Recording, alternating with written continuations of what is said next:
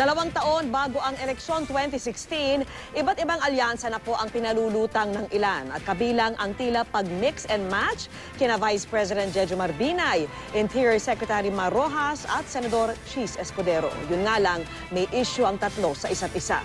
Saksi si Sandra Aguinaldo. Mas marami bang matalinghaga nangyari sa mundo ng politika? Ako natututo na akong huwag magulat sa mga nangyayari. Posible. Lahat posible. Bukang bibig na nga sa politika ng Pilipinas na ang mga politiko wala raw permanenteng kaalyansa o katunggali. Kaya sa eleksyon 2016, wag na raw magulat kung magkaroon ng rigudon at di inaasahang alyansa sa tatlong personalidad na ito. Una, ang posibleng tambalang Vice President Jejomar Binay at Senador Chis Escudero. Tandang-tanda pa ng ilan na nang magparaya si Escudero para suportahan si Noy Senador Aquino sa 2010 presidential elections, Noy B o Aquino Binay tandem ang sinuportahan niya. Imbes na si Aquino at ang running mate noong si Mar Rojas. Para sa ilan, naging susi ito para maging dark horse sa karera si Binay at matalo si Rojas.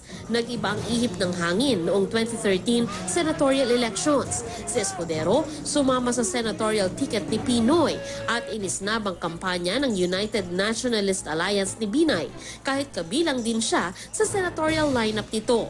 Pero sabi ni una Secretary General Toby Tiangco, pwede naman daw maayos ang gusot. Kailangan namin ayusin yung tampuhan.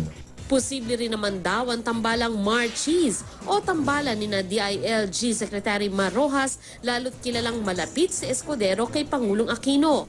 Pero dahil Noy B at hindi Noy Mar ang ikinampanya ni Escudero noong 2010, kailangan din pagkasunduin muna ang dalawa. Ang maingay ding tambalang Binay at Rojas na tila pagsasama ng administrasyon at oposisyon. Lalo't kamakailan lang, sinabi ni Binay na posibleng suportahan siya ng ibang kapartido ng Pangulo. We will give Secretary Mar Rojas all the opportunity na maging a viable presidential candidate of the Liberal Party. Vice President Binay will run under una. Definite yan.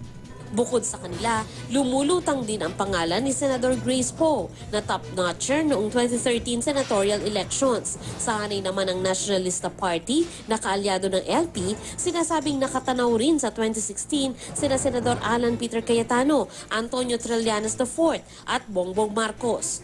Habang ang manok ng Partidong Lakas, si Senador Bong Revilla na kinasuhan ngayon kaugnay sa pork barrel scam. Ako si Sandra Aguinaldo, ang inyong saksi.